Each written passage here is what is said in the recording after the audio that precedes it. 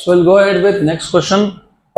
Question number 4. A cricket ball of mass 150 ग्राम मतलब 0.15 kilogram, ग्राम को kilogram में कन्वर्ट करने के लिए 10⁻³ से मल्टीप्लाई कर लिया.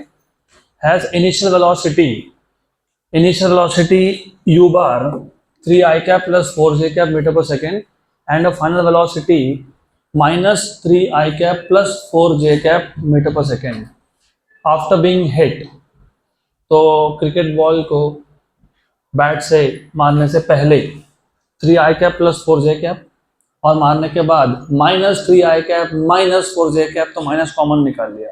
मैं जानबूझ के से बता रहा हूँ, मैं पूरा सॉल्व करके दूंगा, लेकिन इस क्वेश्चन को डायरेक्टली तुम इसका आंसर फाइंड कर सकते हो अगर आपका ध्यान होगा वैल्यूज पे. तो values initial is plus plus और final is minus minus. After being hit, the change in momentum, मतलब final momentum minus initial momentum is. It is a very simple question. Change in momentum, final momentum minus initial momentum. Final momentum mass into final velocity. Initial is mass into initial velocity. Mass common आ गया, v bar minus u bar हो गया. पक्का पक्का. तो mass, what is v bar? V bar is minus 3 I cap minus 4 j cap, minus and minus. Minus initial कितना है? 3 I cap और 4 j cap, लेकिन माइनस करने के बाद वो भी माइनस जाएगा ना. -3 I cap -4 j cap. Good. What is the value of mass? 0.15 kilogram में 150 ग्राम. ये हो गया माइनस और माइनस -6, ये हो गया -8. ये हो गया आपके पास मोमेंटम का चेंज इन वेक्टर फॉर्म. आपको चाहिए आंसर वेक्टर फॉर्म में है यार. अरे वेरी गुड, फिर तो हमारा काम और आसान हो गया. गुड. तो एक्सेलेंट. What is 15 6 90. तो इट इज 0.15 6 0.9. तो 0.9. तो माइनस साइन दोनों में से बाहर निकाल लेता हूँ. ये आ गया आपका 0.9 I cap plus what is 15 8 120. तो 0.1 इज 1.2, तो 1.2 j cap. Option number C. Yes correct. But wait, इससे भी एक शॉर्टकट मेथड है, लेकिन रिमेंबर जो ट्रिक्स मैं बता रहा हूँ ना, वो tricks of course under a condition होता है. तो वो कंडीशन पहले समझना पड़ेगा आपको. इनिशियल वेलोसिटी जितना भी था, फाइनल वेलोसिटी सेम वैल्यू है बट इन अपोजिट डायरेक्शन. ऐसे केस में बॉल आ रहा था और फोर्स लगने के बाद सेम अपोजिट डायरेक्शन में जा रहा है विथ सेम कंपोनेंट्स. मतलब ऐसे केसेस में सिर्फ डायरेक्शन चेंज हो रहा है. क्या हो रहा है? और ये हमने पहले भी 3 बार यूज किया है. मैंने बताया था कि जब वेलोसिटी का सिर्फ डायरेक्शन 180 से चेंज हो जाए, तो मैंने बताया था आपको change in velocity is 2 times of initial velocity. हमने ऑलरेडी ये सर्कुलर मोशन के केस में भी यूज किया है. तो अगर आपको ये याद है, तो जब क्वेश्चन पढ़ रहे थे तभी आंसर आ गया था. इनिशियल वेलोसिटी और फाइनल वेलोसिटी में सिर्फ डायरेक्शन का चेंज है. मतलब वेलोसिटी का जो चेंज है वो 2 टाइम्स ऑफ इनिशियल है विथ माइनस साइन. गुड. और मोमेंटम का जो चेंज है वो होता है mass into change in velocity, because momentum is mass into velocity. पक्का. ये कब यूज करोगे trick? Only when the direction is changing by 180 degree. Components तो सेम थे ना, सिर्फ क्या लग गया? Minus sign. तो सीधा ऐसा. तो ये क्या हो गया? 2m. ये m डेल्टा भी क्या है? -2u. तो क्या हो गया? ऐसा. गुड. पक्का पक्का. How much is m? 0.15 into 2 कितना? 0.3. कितना? 0.3. तो देखो ये ही आपका 0.3 बन गया. और यू बार क्या था? You bar 3 I cap plus 4 j cap. पक्का पक्का. ये कितना है? 0.3 इंटू 3 0.9. 0.3 इंटू 4 1.2. आ गया वो आंसर.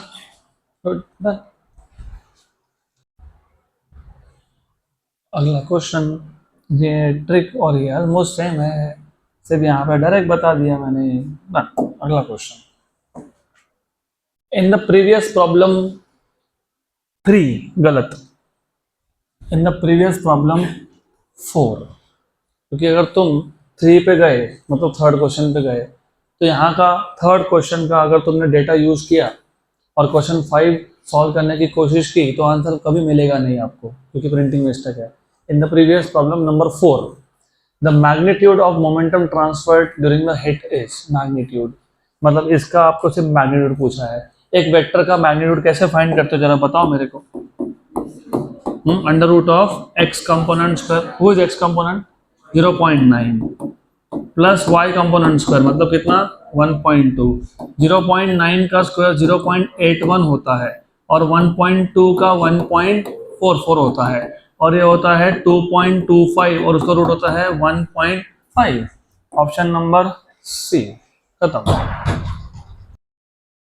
चलो अगला क्वेश्चन, नेक्स्ट क्वेश्चन। अभी अगला क्वेश्चन किसी का भी ध्यान यहाँ वहाँ नहीं होना चाहिए क्योंकि ये क्वेश्चन बहुत लेंदी है, but I give you a trick again. 15 steps versus 1 step.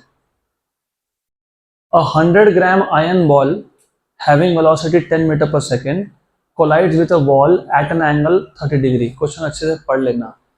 collides with a wall at an angle 30 degree मतलब angle with respect to wall है, with respect to wall है wall, and rebounds with the same angle, जिस angle से आया उसी angle पे वापस गया। If the period of contact between the ball and the wall, तो बॉल उस वॉल के साथ कितने टाइम तक कॉन्टैक्ट में रहा 0.1 सेकेंड मतलब dt दिया है आपको। Then the force experience by the wall is, force experience by the wall is, force is dp by dt। क्या होता है ये dp बाय dt। और वैसे भी अगर बॉल वॉल पे कॉन्टैक्ट हुआ तो बॉल ने वॉल पे फोर्स लगाया एक्शन, तो वॉल भी बॉल पे फोर्स लगाएगा रिएक्शन। एक्शन और रिएक्शन की वैल्यू सेम होती है, इसी डायरेक्शन अपोजिट होता है, तो कोई फर्क नहीं पड़ता तुम एक्शन निकाल रहे हो कि रिएक्शन निकाल रहे हो। तो रिमेंबर, ऐसे टाइप के क्वेश्चन, पहले तो मैं पूरा क्वेश्चन समझाऊंगा। ऐसे टाइप के क्वेश्चन नीट में, जेई में, दोनों में पीवाईक्यू के फॉर्म में आए हैं और ऐसे टाइप के क्वेश्चन टाइम वेस्ट करवाएंगे अगर आपको अच्छे से ट्रिक नहीं पता तो पहले क्वेश्चन समझ लो। हमारे पास एक वॉल है, ये वॉल है। अब वॉल को तुम हॉरिजॉन्टल लो वर्टिकल लो कोई फर्क नहीं पड़ता, बस ये वॉल है। इसको तुमको अगर वर्टिकल करना है तो absolutely no problem, you can take it to be a vertical wall. ये वॉल है। मान लेते हैं जिस पॉइंट पे बॉल इंसिडेंट होने वाला है वहां पे नॉर्मल ड्रॉ कर दिया। यूजुअली हम लोग एंगल हमेशा with respect to normal measure करते हैं, नॉर्मली। हाँ, अब ऐसा है, एक आयरन का बॉल आया, तो you have a iron ball, you have a iron ball, ऐसा आया, समथिंग लाइक दैट। कितने डिग्री पे इंसिडेंट हुआ 30, लेकिन 30 with respect to wall, correct. तो क्वेश्चन अच्छे से पढ़ो, अगर तुमने नहीं पढ़ा, तुमने गलती से इसको 30 बोल दिया तो आंसर तुम्हारा होगा गलत। तो ये आया ऐसा। मान लेते हैं इसका कुछ तो एक स्पीड का वैल्यू था, सम नेम, चलो v बोल देते हैं। अब ये यहाँ पे कोलाइड हुआ और ये कोलाइड होके गया, और ये गया भी कितने एंगल पे 30 डिग्री, और गया भी कितनी स्पीड पे, सेम स्पीड। ऐसा क्वेश्चन में बोला है। It rebounds with same angle if the period of contact between the ball and wall is 0.1 then the force exerted by the wall is। अब बोला कि कहाँ बोला है कि सेम स्पीड से गया, कुछ नहीं बोला ना आपको, कुछ नहीं बोला ना, तो फिर सेम स्पीड से गया। तो जितने स्पीड से आया उतनी स्पीड से गया, करेक्ट। करेक्ट। क्या फाइंड करना है तुमको, फोर्स, बराबर। फोर्स कैसे निकालते हो, how do you find out force, dp by dt। तो मैं तुमको पहले पूरा मेथड बता दूंगा और बाद में शॉर्टकट सीखेंगे। Force is dp by dt, पक्का पक्का, गुड। dt तो दिया है, कितना dt 0.1, तो तुमको क्या फाइंड करना है dp। dp क्या होता है, चेंज इन मोमेंटम, मतलब क्या होता है final momentum minus initial momentum. What is final momentum, mass into final velocity minus mass into initial velocity, mass common, final minus initial. अब ये फाइनल और इनिशियल वेलोसिटी फाइंड कैसे करते हैं, तो सबसे पहले इनिशियल वेलोसिटी अच्छे से सुनने के बाद आंसर देना, डायरेक्ट मत बताना। ये जो इनिशियल वेलोसिटी है ये ये कौन से क्वाड्रेंट में पॉइंट कर रहा है? फोर्थ। दिख रहा है सेकंड क्वाड्रेंट में, लेकिन वो पॉइंट कर रहा है कौन से क्वाड्रेंट में? फोर्थ। फोर्थ क्वाड्रेंट में कौन सा कंपोनेंट पॉजिटिव, कौन सा कंपोनेंट नेगेटिव? क्योंकि x पॉजिटिव होता है, y नेगेटिव। मतलब जब मैं इस वेलोसिटी के दो टुकड़े करूंगा तो मुझे x कंपोनेंट दिखना चाहिए पॉजिटिव साइड में, मतलब प्लस आई कैप में, और ये दिखना चाहिए माइनस जे कैप में। हाँ कि ना? हाँ, गुड गुड। तो जब तुम इनिशियल वेलोसिटी का वेक्टर बनाओगे ना, तो U X I cap minus U Y J cap. Minus क्यों आया? Because of the direction, because of the direction. बराबर, गुड। अगर ये 30 है तो ये भी कौन है? 30 है, तो ये भी क्या है? 30 है। हाँ कि ना?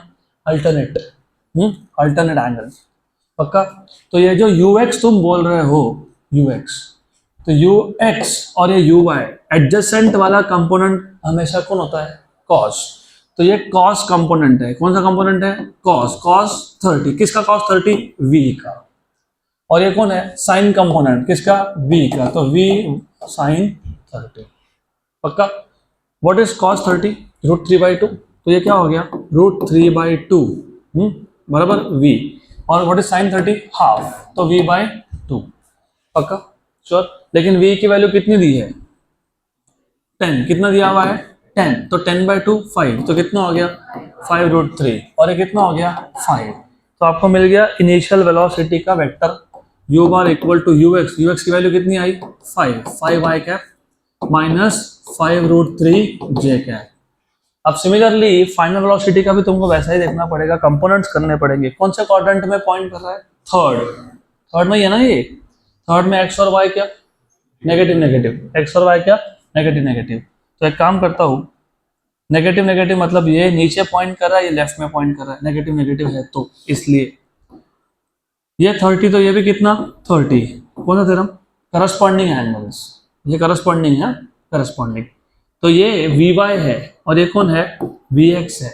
और ये वी वाई क्या है? वी साइन कैसे? कॉस। तो वी कॉस 30। अभी हमने देखा व्हाट इज वी कॉस 30 का वैल्यू? 5√3। तो कितना है ये? 5√3। और ये वी एक्स क्या है? हाँ, वी साइन 30। वी साइन 30 कितना है? कितना है? 5। कितना है? 5 पक्का। लेकिन वी बार जब लिखोगे तो वी एक्स आई कैप और वी वाई जे कैप दोनों क्या आएगा? Minus minus, because of the direction, because of the direction. पक्का? चिंता मत करो, तुमको इसमें से एक भी चीज करने की जरूरत नहीं पड़ेगी। पर मेरा काम है तुमको पूरा मेथड बताना, फिर मेरा काम ये भी है कि तुमको शॉर्टकट सिखाना। शॉर्टकट लगेंगे। तो what is the value of v x? 5 है ना, तो क्या आ जाएगा? -5 आई cap. What is v Y?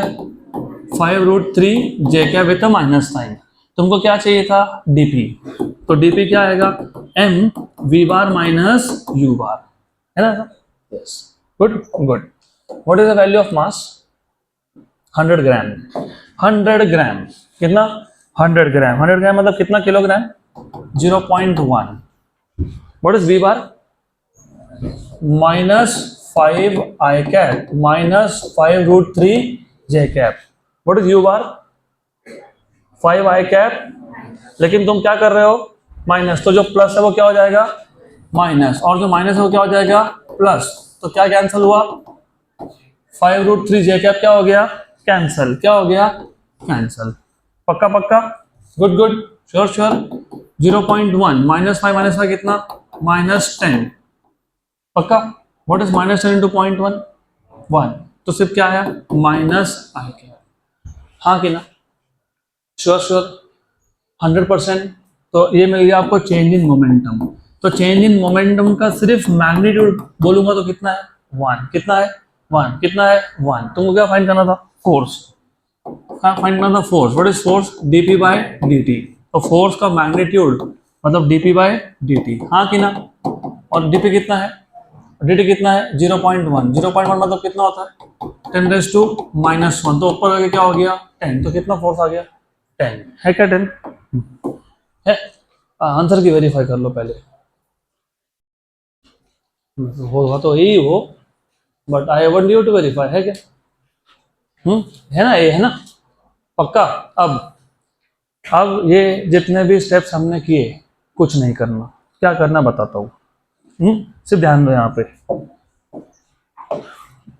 Late us make our life easy because physics is easy. सोचने का तरीका होता है, फिजिक्स तो इजी है। वॉल मैंने ऐसा लिया, इस पे मैंने ड्रॉ कर दिया एक नॉर्मल परपेंडिकुलर, ये आ गया perpendicular. Good good good good good good good good good. ये बॉल ऐसा आया और ऐसा गया। ये एंगल फिलहाल थीटा बोल रहा हूँ मैं, फिलहाल थीटा बोल रहा हूँ, मुझे पता है 30 डिग्री है क्योंकि मैं जनरल इक्वेशन बना के देने वाला हूँ। तो फिलहाल जनरल, जितने स्पीड से आया उतने स्पीड से गया, बराबर। जब आया तो कौन से क्वाड्रेंट में आया, फोर्थ क्वाड्रेंट में। तो ये हो गया एक्स कंपोनेंट, ये हो गया वाई कंपोनेंट। अब अगली बार से जब तुम मोशन को इमेजिन करोगे तो I want you to imagine in terms of components always. ये थीटा तो ये थीटा, अगर ये थीटा तो ये v cos थीटा, और ये कौन, v sin थीटा, बराबर। गुड। और गया तो कौन से क्वाड्रेंट में गया, तीसरे में गया, बराबर। गुड। ये थीटा तो ये भी कितना थीटा, तो ये कौन, v cos थीटा, और ये कौन, v sin थीटा, पक्का। अभी डायग्राम देख के बताओ कौन सा ऐसा कंपोनेंट है जो चेंज हुआ ही नहीं। y कंपोनेंट मतलब v cos, बराबर, पक्का, करेक्ट। तो जो चेंज हुआ नहीं उसमें चेंज कितना, 0 होता है ना। कुछ लोग हम बोलते रहते हैं, मैं खासकर मैं बोलता रहता पढ़ो पढ़ो पढ़ो पढ़ो, नहीं पढ़ते, 2 साल में नहीं पढ़ते। तो व्हाट इज चेंज, 0। यहाँ पे कौन चेंज नहीं हुआ, 0। तो जब चेंज कैलकुलेट करोगे, जो कंपोनेंट चेंज ही नहीं हुआ उसको क्यों गिनते हो, मत गिनो। कौन चेंज हुआ, कौन चेंज हुआ, कौन चेंज हुआ, और कैसा चेंज हुआ, अपोजिट। मैंने क्या बोला, जब डायरेक्शन 180 से उल्टा हो जाए तो जो भी इनिशियल कंपोनेंट था उसको किससे मल्टीप्लाई करोगे, 2 से। किससे करोगे, 2 से, बराबर। क्योंकि पहले कहाँ था, x में, अब कहाँ है, नेगेटिव x में। y में कहाँ, नेगेटिव x में ना, पहले पॉजिटिव x में था, अभी कहाँ है, नेगेटिव।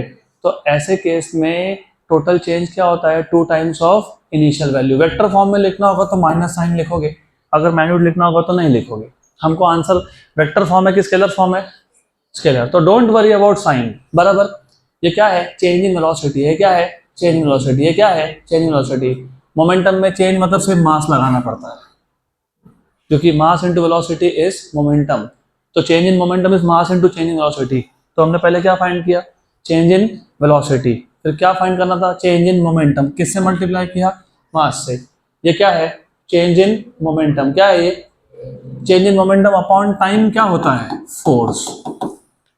बन गया, बन गया फॉर्मूला, पक्का पक्का बन गया, श्योर। अब देखो मास की वैल्यू कितनी थी, 0.1, v कितना था, 10 था कि नहीं, 10। और साइन ऑफ कितना, 30, और ये कितना, 0.1, हाँ कि ना, हाँ। ये वाले cancel, yes. What is sign 30, 1/2, कितना, 1/2, 2 2 भी कैंसल, तो क्या आंसर आया। तो अभी देख लो कितने स्टेप्स है, 2 से 3। और इधर देखो, गुड, पक्का पक्का।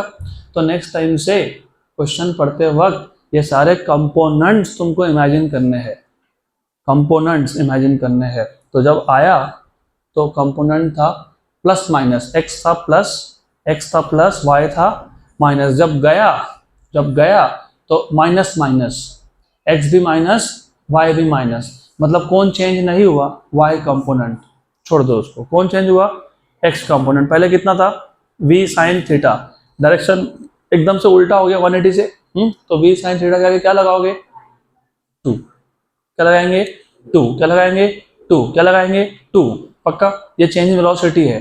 चेंज इन मोमेंटम के लिए किससे मल्टीप्लाई करेंगे, मास। तो 2mv 2mv 2mv 2mv 2mv sin theta. ये चेंज इन मोमेंटम है, फोर्स चाहिए तो डिवाइड बाय टाइम, तो 2mv sin theta by dt बन गया। अब से वैल्यू सब्स्टिट्यूट करो, डन। तो अभी सिर्फ तुमको केयरफुल कहाँ रहना है वो भी समझ लो। यहाँ पे angle with respect to wall बोला था, कभी कभी विथ रिस्पेक्ट टू नॉर्मल बोलते हैं। अगर क्वेश्चन ढंग से नहीं पढ़ा अगर विथ रिस्पेक्ट टू नॉर्मल है, मैं इसको 2 मिनट के लिए मॉडिफाई कर रहा हूँ, there's nothing wrong here, सब सही है। अगर विथ रिस्पेक्ट टू नॉर्मल बोला है तो ये एंगल क्या बन गया, थीटा। तो ये एंगल क्या बन गया, थीटा, बिकॉज ऑफ अल्टरनेट। तो ये कंपोनेंट साइन के यहाँ पे क्या बन गया, कॉस, बराबर, और एक कॉस के यहाँ पे क्या बन गया, साइन। तो इस केस में कौन सा कंपोनेंट चेंज नहीं हो रहा है, साइन, और कौन चेंज हो रहा है, कॉस। तो यहाँ पे साइन के यहाँ पे पता क्या आएगा, cos, that is only difference. और कॉस 30 इज √3/2, करेक्ट, राइट। तो 2 तो कैंसिल हुआ, 10 बचा और √3, व्हाट इज √3, 1.732, तो उस केस में आंसर आएगा 17.32 न्यूटन। पक्का। तो जस्ट ये याद रखना, angle with respect to wall बोला है कि नॉर्मल बोला है, वो उस पर ध्यान दो। अगला question, again a very good question.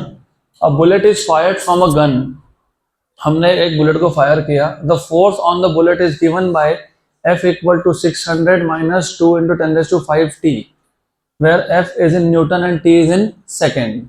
The force on the bullet becomes 0 as soon as it leaves the barrel. Barrel क्या होता है पता है? चलो मैं बताता हूँ, पहले पूरा क्वेश्चन पढ़ लेते हैं। What is the average impulse imparted to the bullet? Average impulse पूछा है। इम्पल्स होता है फोर्स इंटू टाइम। क्या होता है? Force into time. पहले क्वेश्चन समझ लो। A bullet is fired from a gun. The force on the bullet is given by, ये जो फोर्स है ये टाइम पे डिपेंड कर रहा है। किस पे डिपेंड कर रहा है? टाइम पे। इसलिए मैंने थ्योरी में पहले दिन तुमको बताया था, टाइप्स ऑफ फोर्सेस में you have variable forces which change with either time और पोजीशन और वेलोसिटी। तो टाइम डिपेंडेंट फोर्स मतलब टाइम के साथ फोर्स की वैल्यू क्या होने वाली है? चेंज होने वाली है, कम होने वाली है, क्योंकि माइनस है तो कम हो रहा है। टाइम जैसे बढ़ेगा फोर्स क्या होगा? कम। अगर टाइम बढ़ने के साथ फोर्स कम हो रहा है तो किसी एक पर्टिकुलर टाइम पे फोर्स क्या हो जाएगा? जीरो। क्या होगा? जीरो। और उन्होंने बोला कब जीरो होगा? उन्होंने बोला कि जैसे ही बैरल से बाहर, और अगर मैं राइफल की बात करूं तो राइफल में ऐसा एक पाइप होता है और बुलेट अंदर से बाहर जब आता है, इसको बैरल बोलते हैं। तो जैसे ही बुलेट बाहर आया तो फोर्स क्या हो गया? जीरो। तो पहले तुमको ये समझना है कि बुलेट बाहर आया कितने टाइम के बाद और वो क्यों, बताता हूँ। What is the force? तो फॉर्मूला 600 - 2 × 10⁵ T। लेकिन जब फोर्स जीरो हो जाएगा, क्या हो जाएगा? जीरो। तो 0 = 600 - 2 × 10⁵T, इसको यहाँ लाते हैं। तो 2 × 10⁵T और 600 मतलब 6 × 10⁻²। चलता है ना ऐसा? पक्का पक्का? हाँ कि ना? अरे सही है कि नहीं?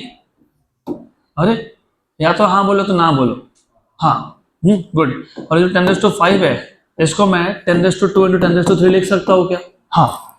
क्यों लिखा? मेरी मर्जी। कैंसिल हो गया, 1 and 3 जाओ। तो T = 3/10⁻³। तो 3 × 10⁻³ तो कितने टाइम के बाद फोर्स जीरो हो गया? 3 × 10⁻³ पक्का पक्का? गुड। आपको क्या पूछा है? एवरेज इम्पल्स, नाम में ही है एवरेज। अच्छा एक बात बताओ, अगर आपको इम्पल्स पूछा होता तो क्या लिखते? फोर्स इंटू टाइम, क्योंकि वो डेफिनेशन है। लेकिन ये पता होना चाहिए फोर्स इंटू टाइम जब फोर्स कांस्टेंट हो। फोर्स कांस्टेंट है क्या इधर? नहीं। तो जब फोर्स कांस्टेंट नहीं हो, मतलब इम्पल्स कांस्टेंट नहीं हो, तो हमको एवरेज वैल्यू निकालनी पड़ती है। एवरेज वैल्यू निकालने के लिए हमको अभी इंटीग्रेट करना पड़ेगा। क्यों इंटीग्रेट करना पड़ेगा? क्योंकि फोर्स टाइम पे डिपेंड करता है। फोर्स ये कांस्टेंट नहीं है, वेरिएबल है। जीरो टाइम से, जीरो टाइम मतलब जब बुलेट फायर हुआ तब से जब तक फोर्स की वैल्यू जीरो नहीं हुई, उस टाइम तक इंटीग्रेट करना पड़ेगा आपको। तो integration from 0 to T, what is the force का फॉर्मूला? 600 - 2 × 10⁵ T dt। फिर अगर याद होगा मैथ्स, कैलकुलस, इंटीग्रल कैलकुलस, अगर मेरे पास दो टर्म्स हैं तो मैं दोनों का इंटीग्रेशन अलग अलग से करूंगा। तो मैं पहले किसका इंटीग्रेशन करूंगा? 600 dt, राइट, माइनस फिर किसका करूंगा? 2 × 10⁵ dt। हाँ कि ना? हाँ। दोनों पे लिमिट्स क्या लगेगी? सेम। तो मैंने कॉमन लिमिट्स निकाल ली। और मुझे पता है कि यहाँ पे टी लिखना रह गया, तो टी भी लिखूंगा यहाँ पे मैं, तो ये आ गया टी। पक्का। और कांस्टेंट को तुम इंटीग्रेशन के कहाँ रखते हो? बाहर। तो देयरफॉर j इक्वल्स टू 600 बाहर इंटीग्रेशन किसका? dt का, माइनस 2 × 10⁵ बाहर इंटीग्रेशन किसका? t dt का। नहीं तो t को भी बाहर निकाल दिया, ऐसा नहीं होता। कांस्टेंट बाहर निकलता है, time is not constant here. पक्का पक्का। What is integration of dx? x। What is integration of dy? y। What is integration of dt? t। तो ये 600t minus 2 × 10⁵. What is integration of x square dx? x raised to 3/3. Very good. What is integration of x raised to 4? x raised to 5/5. So what is integration of x? x square by 2. जानबूझ के मैंने तुमको ऐसा confuse किया। x raised to n का formula होता है x raised to n+1/n+1। तो what is integration of t raised to n? जल्दी बोलो। t raised to n+1 हमारे पास यहाँ पे t का पावर कितना है? 1। तो क्या आएगा? t square by 2। कितना आएगा? t square by 2 from 0 to t। ये और ये हो गया कैंसल, बराबर। गुड। पक्का। फिर क्या करते हैं? Upper limit minus lower limit. Upper limit क्या है? 600 into T into 10⁵ into T. Lower limit क्या है? 0। तो t की वैल्यू क्या डालोगे? 0।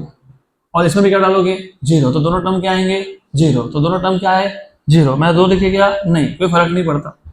ठीक है, 0 0। पक्का पक्का। गुड। लेकिन t की वैल्यू तुमने कितनी फाइंड की? क्या? 3 × 10⁻³ माइनस 10⁵ इंटू 3 × 10⁻³ का स्क्वायर। ओके देखो, 6 × 3 कितना? 18। 10⁻³ और 10⁻² -1 मतलब इधर लग गया पॉइंट। 18 × 10⁻1 मतलब 1.8 माइनस 10⁻6 क्योंकि -3 का स्क्वायर कितना होता है? -6 और 10⁵ कितना बचा? 10⁻1 कितना बचा? 10⁻1 3 का स्क्वायर 9 × 10⁻1 मतलब कितना? 0.9। तो 1.8 में से 0.9 गया तो कितना बचा? 0.9 newton second. 0.9 newton second. Option C. तो सबका ध्यान अब यहाँ पे। आप लोगों का प्रॉब्लम फिजिक्स का नहीं है, आपको दिक्कत आती है मैथ्स कैसे अप्लाई करना। इम्पल्स का फॉर्मूला तुम सबको पता है, फोर्स इनटू टाइम या फिर चेंज इन मोमेंटम। अब मैं आपको जो बता रहा हूँ वो अच्छे से सुनो कि कब इंटीग्रेट करना होता है, कब नहीं करना होता है। जब तुम क्वेश्चन पढ़ रहे थे तो पहली चीज़, फोर्स टाइम पे डिपेंड करता है, यस और नो? यस। मतलब फोर्स ये टाइम पे डिपेंड कर रहा हो, पोजीशन पे कर रहा हो, वेलोसिटी पे कर रहा हो, मतलब ये फोर्स वेरिएबल फोर्स है। मतलब ये फोर्स चेंज हो रहा है। जब फोर्स चेंज होता है तो हर एक इंस्टेंट ऑफ टाइम पे उसकी वैल्यू चेंज होने की वजह से इम्पल्स चेंज होता है, क्योंकि इम्पल्स फोर्स इनटू टाइम होता है। जब फोर्स ही चेंज हो रहा है तो इम्पल्स भी चेंज होगा।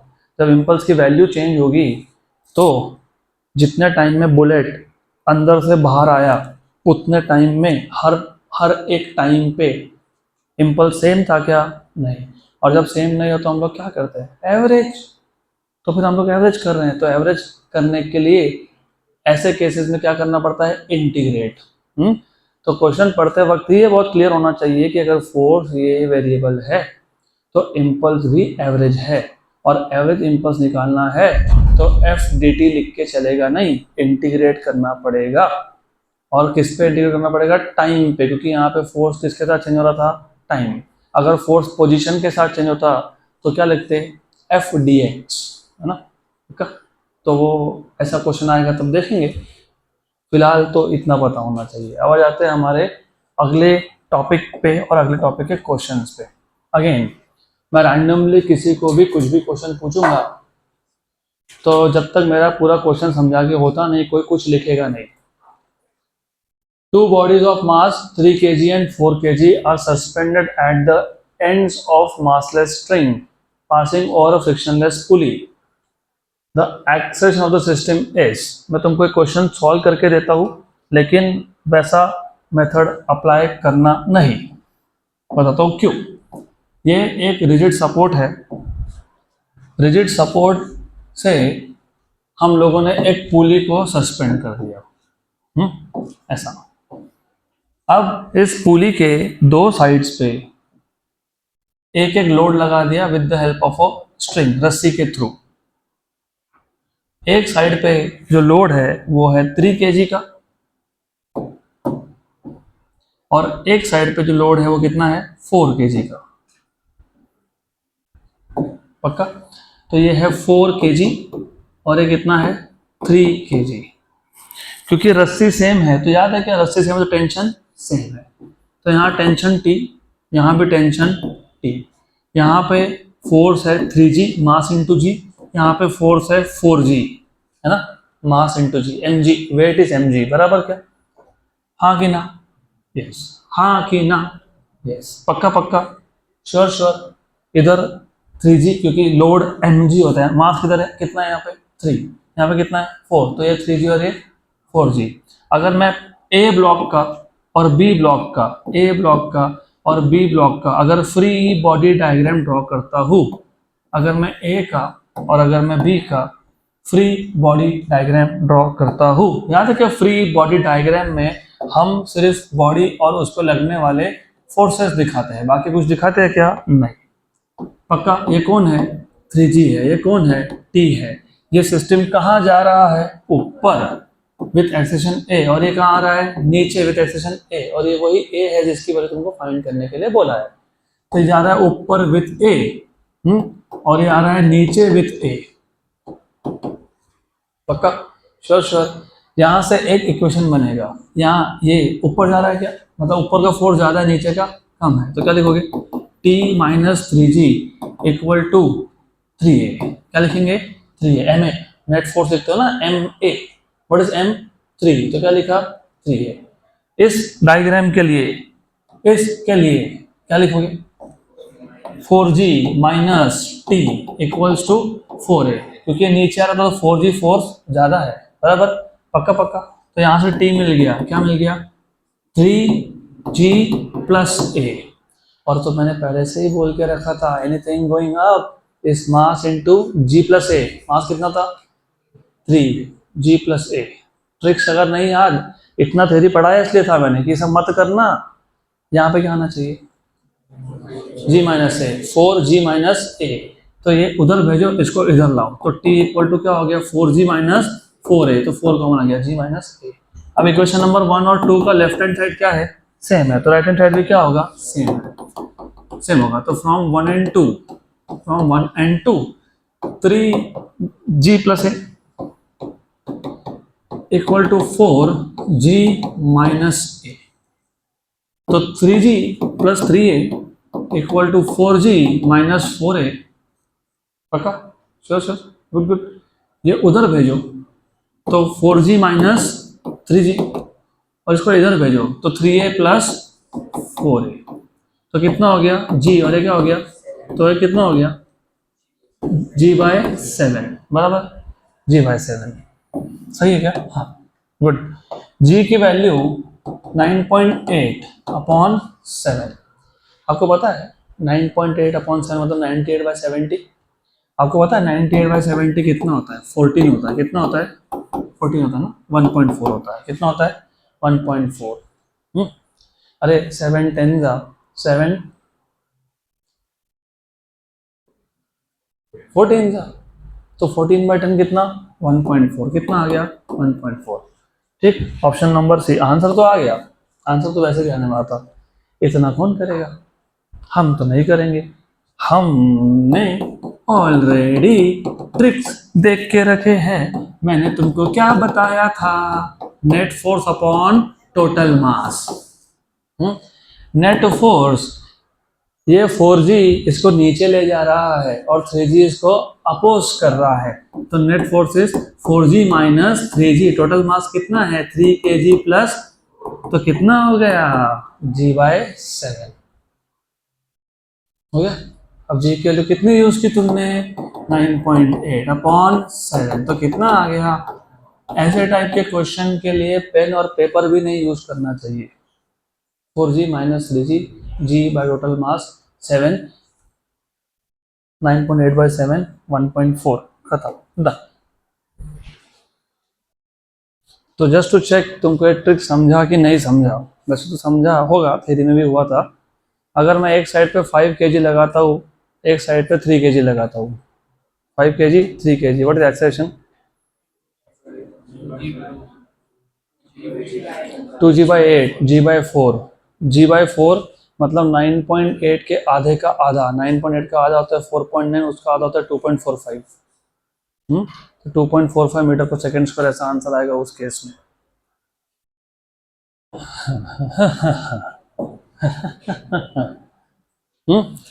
अभी क्वेश्चन मैं पढ़ भी नहीं रहा हूँ, मैं पढ़ूंगा भी नहीं, क्योंकि यहाँ पे मेरे को समझ में आ गया कि न्यूटन मतलब फोर्स पूछा है। क्या पूछा है? फोर्स। चलो आपके सेटिस्फैक्शन के रीड तो कर लेते हैं। A light string passes over a frictionless pulley to one of its end, mass of 6 kg is attached to the other, a mass of 10 kg is attached. Tension in the thread will be, कोई नहीं लिखेगा, सबका ध्यान यहाँ पे होगा। Tension मतलब force, हाँ कि ना, फोर्स मतलब मास इनटू एक्सीलरेशन, हाँ कि ना, हाँ। तो पहले डिसाइड करो, क्योंकि रस्सी सेम है ना, तो दोनों साइड पे टेंशन सेम है ना, हाँ। तो पहले तुम डिसाइड करो, एक काम करो, टू माई राइट मतलब all the girls and to my left all the boys, आप लोग 6 kg से सॉल्व करोगे और आप लोग 10 kg से सॉल्व करोगे। तो मैं बोल रहा हूँ अच्छे से सुन लो, you will be solving by 6 kg and you will be solving by 10 kg, दोनों का आंसर सेम आएगा। सबसे पहले tension is mass into net acceleration, सही है। What is net acceleration? G+A, अगर सिस्टम कहाँ जा रहा होगा? ऊपर, और G-A अगर कहाँ जा रहा होगा? तो 6 kg वालों के लिए सिस्टम ऊपर जा रहा है कि नीचे आ रहा है? कहाँ जा रहा है? ऊपर। तो तुम्हारे लिए फॉर्मूला क्या बनेगा? 6G+A, और तुम्हारे लिए 10G-A। पक्का? Sure sure sure sure. G की हो तो फिक्स है, 9.8 या 10 जो भी लेंगे वो लेंगे। क्या फाइंड करेंगे? A कैसे फाइंड करते हो? नेट फोर्स अपॉन टोटल मास। नेट फोर्स 10G-6G, 10G-6G कितना? 4G अपॉन 16, 4G अपॉन मतलब G/4 कितना? G/4 अभी बताया था मैंने, 2.45 पक्का पक्का, श्योर श्योर 100%। अगर 2.45 से कंफ्यूजन हो रहा हो तो G की वैल्यू 10 ले लो। कितना ले लोगे? 10। अगर कंफ्यूजन हो रहा है तो वो G/4 मतलब 10/4 मतलब 2.5 बन जाएगा। अगर हो रहा है तो, नहीं तो 2.45 ओके। तो 2.45 A की वैल्यू कितनी? 2.45 कितनी? 2.45 पक्का पक्का, sure sure. For the side girl side 6G+A, G की वैल्यू कितनी ले रहे हो आप? 9.8, ठीक है 9.8 प्लस 2.45 कितना? 2.45 पक्का पक्का, श्योर श्योर। एक काम करो ना, 2.45 क्या आया था वो? 9.8/4 था, तो मत लिखो। G कितना है? 9.8, और वो कितना है? 9.8/4। 9.8 को कॉमन निकाल लो, निकाल लिया, क्या बचा? 9.8 1 + 1/4 मतलब कितना? 5/4 कितना? 5/4 कितना? 5/4 5/4 इंटू बाहर क्या था? 9.8 और क्या था? 6 था, है ना? तो क्या क्या आ गया अब? 5, 9.8 एंड 6, और नीचे कितना है? 4, 5, 9.8 एंड 6, नीचे कितना है? You have to follow. मैं तुमको और भी शॉर्टकट बताऊंगा, रुको, पहले इसका देख लेते हैं। 6 इंटू 9.8 इंटू 5/4 पक्का, श्योर श्योर, गुड गुड। इसलिए बोला था कि तुमको कंफ्यूजन हो ना, अरे इसको 9.8 लिखना ही नहीं, सारे टेंशन ही खत्म हो गए। क्यों बताओ? 2 जा और 3 जा, हाँ कि ना? पक्का पक्का, sure.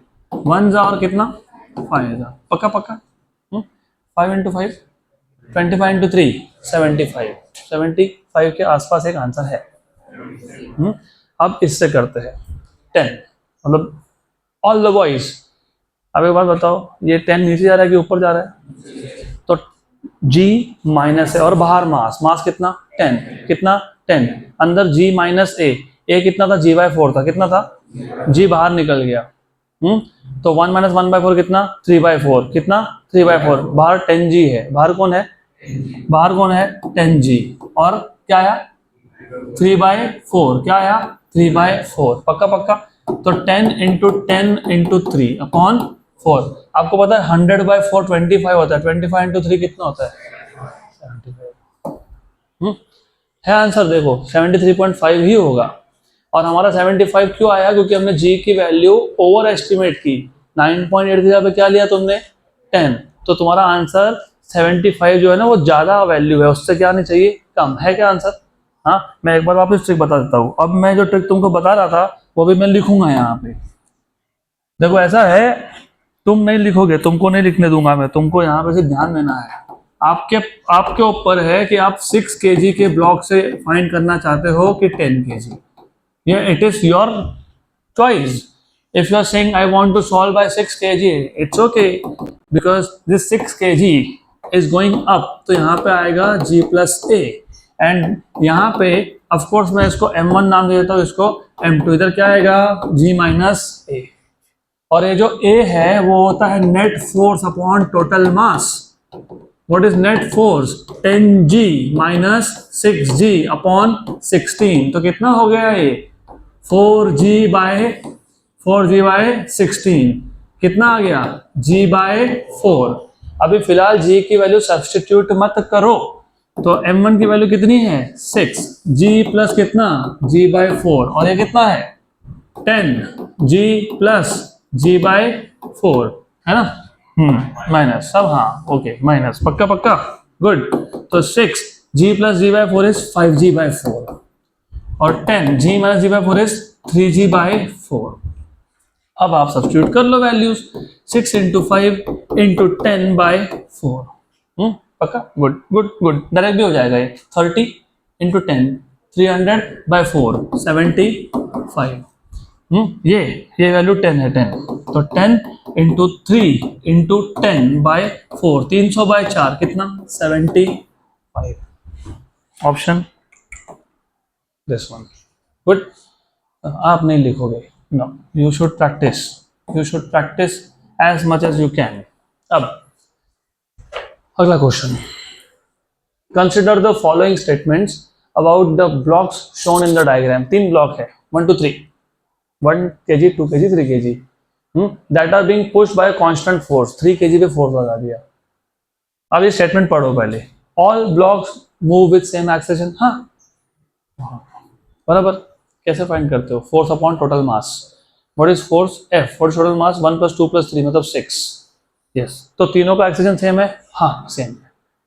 The net force on each block is same, no, नहीं होता ना सेम। हाँ, तो फिर कौन सा स्टेटमेंट सही है, ए ओनली, खत्म, डन, एंड।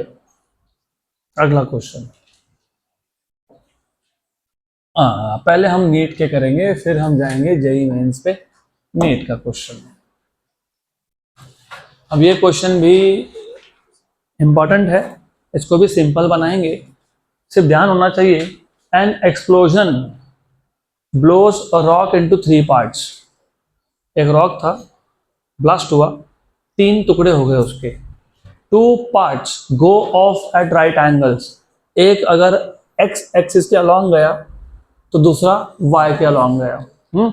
दीज 2 आर, एक पीस का मास है 1 kg moving with velocity of 12 metre per second, दूसरे का मास है 2 kg moving with speed of 8 metre per second. तो if the third part flies off with velocity of 4 metre per second, तो जो पहला part था उसका स्पीड था 12, दूसरे का था 8, तीसरे का कितना है 4, तो उसका मास कितना आएगा। अब इस क्वेश्चन को सॉल्व कैसे करना, सबसे पहले इमेजिन ये था एक रॉक, इसका हो गया एक्सप्लोजन हुआ, उसमें से एक पार्ट यहाँ गया और एक पार्ट यहाँ गया, पक्का श्योर। मैं डायरेक्ट ट्रिक बताने वाला हूँ यहाँ पे। तो ये हो गया पहला पार्ट, ये हो गया दूसरा पार्ट। एक्सप्लोजन हो या कोलिजन हो, लीनियर मोमेंटम हमेशा कॉन्जर्व्ड होता है। Total initial momentum equal to total final momentum. Initial momentum कितना है? 0, क्योंकि रेस्ट पे। फाइनल है 3 पार्ट्स का, पहले पार्ट का, दूसरे पार्ट का और तीसरे पार्ट का। रिमेंबर, इसमें से 2 पार्ट्स, पहला पार्ट और दूसरा part, they are going at right angles. पक्का? तो पहले पार्ट का मोमेंटम P1, दूसरे का P2। अब जो तीसरा पार्ट है ना, तीसरा पार्ट हमेशा हमेशा अलोंग द डायगोनल जैसा दिखता है, अलोंग द डायगोनल जैसा दिखता है हमेशा। पक्का? हाँ कि ना? Do you remember parallelogram, law of vector addition? याद है क्या? 2 वेक्टर्स का रिजल्टेंट अलोंग द डायगोनल। पक्का? इसका मतलब जो थर्ड पार्ट है उसका जो मोमेंटम है, ये पहले 2 का कैसा है? रिजल्टेंट जैसा। कैसा है? रिमेंबर, 2 पार्ट्स अगर राइट एंगल पे हो तो तीसरा पार्ट है, it is like resultant of first 2। और डू यू नो, अगर 2 वेक्टर्स राइट एंगल पे हो, चलो अगर नो नहीं पता कोई बात नहीं, नहीं पता, ये P2 था कि नहीं? इसको इधर ड्रॉ करूं क्या? हाँ क्या? हाँ। ये साइड कौन है? P1। ये साइड कौन है? P2। और ये साइड कौन है? कौन है ये? P3। तो P3 कैसा बन गया? हाइपोटेन्यूज। कैसा बन गया? हाइपोटेन्यूज। तो what is hypotenuse? Under root of P1 square plus P2 square. इसी को मैं वेक्टर की भाषा में पूछता तो शायद नहीं बताते। अगर 2 वेक्टर्स एक दूसरे को राइट एंगल पे है तो रिजल्टेंट क्या होता है? Under root of A square plus B square. क्योंकि आगे का जो टर्म है plus 2AB cos theta, theta 90 है, क्योंकि दो में एंगल कितना था, तो कॉस 90 कितना है? 0। पक्का? What is momentum? Mass into velocity. तो ये क्या आएगा? m3v3। और P1 क्या आएगा? m1v1, इसका क्या? स्क्वायर। और P2 क्या आएगा? m2v2 का स्क्वायर। v3 बताया ना तुमको? कितना है v3? 4। तो 4m3। तुमको m1 बताया कितना है? m1 1। और v1 कितना? 12। What is 1 into 12? 12। What is m2 and 8, मतलब कितना? 16। बराबर? श्योर?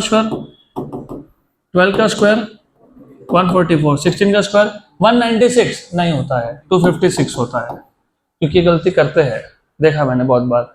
14 का स्क्वायर 196 होता है। तो 256 और 144, 400। कितना? 400 का रूट कितना? 20। तो m3 कितना? 5 kg। हो गया सॉल्व। 5 kg। डन।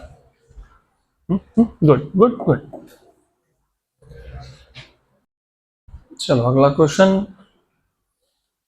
वापस से। I want all of you to pay attention here. A person is standing in an elevator. Lift में है। डू यू रिमेंबर, अगर लिफ्ट ऊपर जा रहा होगा विथ कांस्टेंट वेलोसिटी या नीचे आ रहा होगा विथ कांस्टेंट वेलोसिटी, उस केस में apparent weight equal to actual weight. और अगर लिफ्ट ऊपर जा रहा है विथ एक्सीलरेशन ए, उस केस में apparent weight is greater than actual weight. और नीचे आ रहा है तो apparent weight is less than. A person is standing in an elevator, in which situation he finds his weight less than actual weight. तो apparent weight less than actual weight कब होता है? when the lift is accelerating downward with uniform acceleration। velocity uniform हुआ तो velocity constant हुआ। constant velocity के लिए चलता है क्या? नहीं। तो क्या आएगा आंसर? बी। खत्म। Okay good.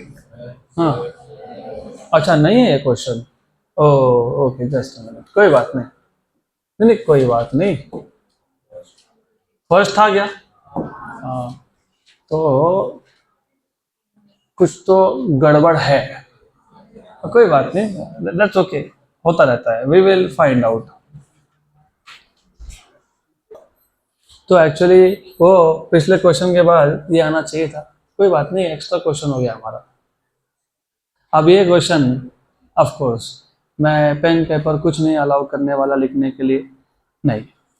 A rigid ball of mass m strikes a rigid ball at 60 degree, और यहाँ पे 60 विथ रिस्पेक्ट टू नॉर्मल है, तो विथ रिस्पेक्ट टू बॉल कितना है 30, जो तुमने ऑलरेडी सॉल्व किया ना, good. And gets reflected without loss of speed, जितने स्पीड से आया उतने स्पीड से गया, ये हमने आज सॉल्व किया। बराबर। क्या पूछा है? The value of impulse imparted, impulse मतलब चेंज इन मोमेंटम, इम्पल्स मतलब हमको पिछले क्वेश्चन में जब हमने ऐसा क्वेश्चन सॉल्व किया वहां पे क्या पूछा था? फोर्स। यहाँ पे क्या पूछा है?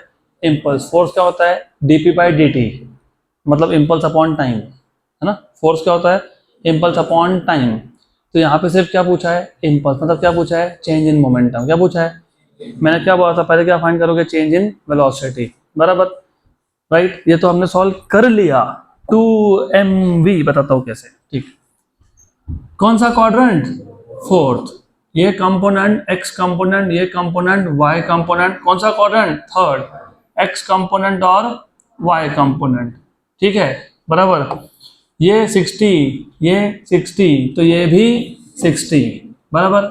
ये 60 तो ये भी 60, 60 को लग के कौन? कॉस, और ये भी कौन? कॉस। मैं साइन की तो बात ही नहीं करने वाला, क्योंकि वो चेंज हुआ ही नहीं ना, जो चेंज नहीं हुआ उसमें क्या चेंज? No change. तो अगर आपको इम्पल्स फाइंड करना है, मतलब चेंज इन मोमेंटम फाइंड करना है, मतलब मास into change in velocity find करना है। मास चेंज इन वेलोसिटी, मैंने अभी बोला था डायरेक्शन उल्टा हो गया क्या? हाँ, तो जो भी इनिशियल है इनटू 2, आज ही सॉल्व किया। What is cos 60? 1/2, 2 तो क्या आया? Option C. हो गया पक्का, गुड। ये मैंने थ्योरी में करवाया आपको, ये जब मैं आपको थ्योरी पढ़ा रहा था तभी मैंने ये क्वेश्चन आपको करवा दिया। मैं वापस बता देता हूँ, कोई बात नहीं। A block of mass m, एक ब्लॉक है जिसका मास क्या है? m है, इस place on a smooth incline wedge, तो स्मूथ इंक्लाइन प्लेन पे ब्लॉक रखा है, ABC ऑफ इंक्लिनेशन थीटा। तो ये जो एंगल ऑफ इंक्लिनेशन है इसको थीटा बोला, जिसको मैंने अल्फा बोला था वहां पे। The wedge is given acceleration A towards right, इसको मैंने टू द राइट धक्का लगा दिया, राइट, पक्का। कितना एक्सेशन है? A to the right.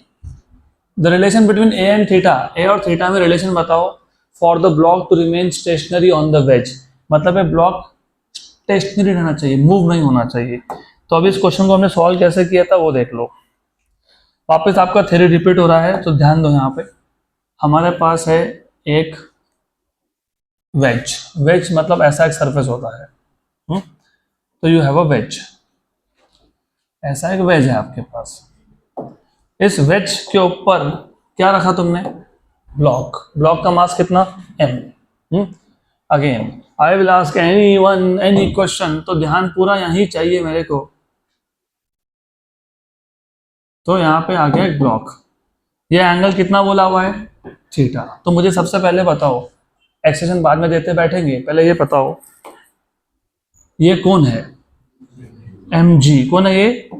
mg, पक्का पक्का, गुड। फिर मैंने यहाँ पे एक लाइन ड्रॉ कर दी, ये जो लाइन है ये इसको परपेंडिकुलर है और ये लाइन इसको परपेंडिकुलर है, तो ये एंगल कितना है? थीटा। तो ये कौन है? थीटा को लग के कौन होता है? तो mg cos थीटा। और ये कौन है? ये mg sin theta. Very good. तो ब्लॉक नीचे आएगा, हाँ आएगा। क्यों आएगा? Because of mg sin theta. आने देना नहीं है, ऐसा क्वेश्चन में बोला है। तो अगर मुझे इसको नीचे नहीं आने देना है तो हमने क्या किया? हमने इस पे ही लगा दिया, इस पे मतलब वेज पे, ब्लॉक पे नहीं, किस पे? एक एक्सेलरेशन, जिसको क्या बोला है? ए, राइट। तो अब ये ब्लॉक कौन से फ्रेम ऑफ रेफरेंस में आ गया? Non inertial. मैंने एग्जांपल भी दिया था, गाड़ी आगे जाता है तुमको पीछे धक्का लगता है, गाड़ी राइट में जाता है तुमको लेफ्ट में धक्का लगता है। तो जैसे तुम एक एक्सेलरेटेड व्हीकल में बैठे हो, तुमको मोशन के अपोजिट डायरेक्शन में फोर्स फील होता है, वैसे ये मास ब्लॉक, ये तुम हो और ये वेज बस है। बस आगे जाएगा तो ब्लॉक को पीछे धक्का लगेगा, हाँ कि ना? बस कितने एक्सेलेरेशन से आगे गया? ए, मतलब ब्लॉक वेज कितने से गया ए, तो फोर्स क्या हो गया एम ए, क्या हो गया एम ए, क्या हो गया एम ए।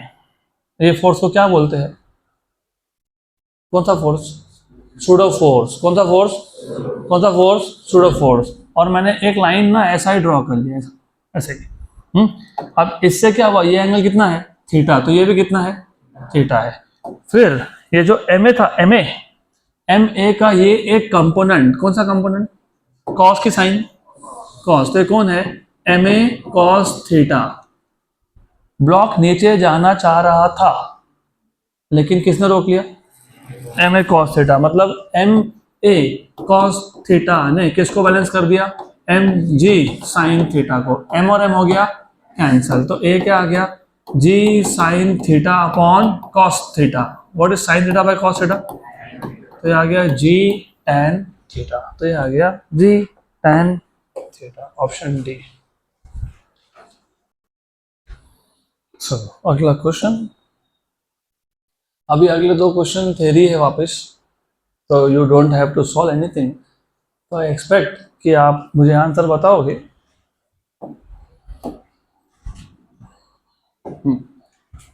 थ्री ब्लॉक्स, तीन block with masses m 2m 3m, m 2m 3m are connected by strings, ये रस्सी से कनेक्ट करके रखे हुए हैं।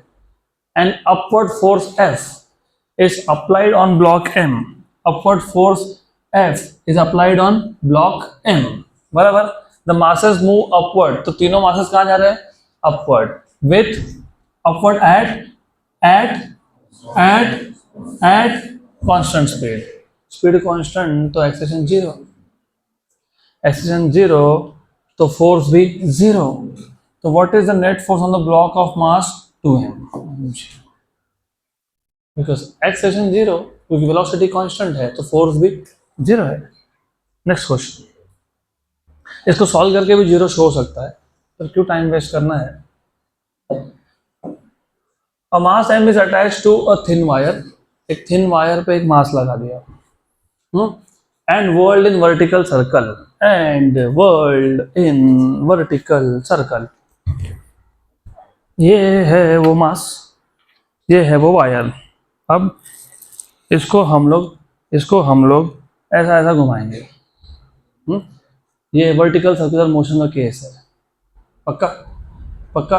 तो स्पीड सबसे ज़्यादा कहाँ पे है, लोवेस्ट पॉइंट पे, कितना है कम, अंडर रूट ऑफ 5 rg। सबसे कम कहाँ है, हाईएस्ट पॉइंट पे कितना है, root of rg। Mid point पे कितना है, रूट ऑफ 3rg, कितना है, रूट ऑफ 3rg। चलो वो तो हमको नहीं पूछा, हमको तो कुछ और ही पूछा है, सिर्फ रिवाइज करवा रहा था, याद है आपको। A mass m is attached to a thin wire and whirled in vertical circle. The wire is most likely to break when.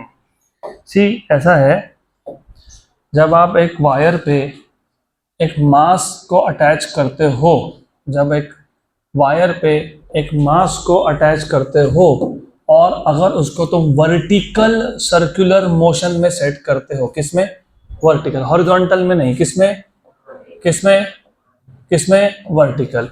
तुमको अगर याद होगा ये VCM का केस तुमको मैंने बताया है, मैंने तुमको ये भी बताया था कि लोवेस्ट पॉइंट पे टेंशन होता है, अगर याद होगा तो 6 mg, और ये मैक्सिमम टेंशन होता है। तो रस्सी में मैक्सिमम स्ट्रेच कौन से पॉइंट पे है, लोवेस्ट पॉइंट। इसका मतलब टूटने के चांसेस कहाँ पे है,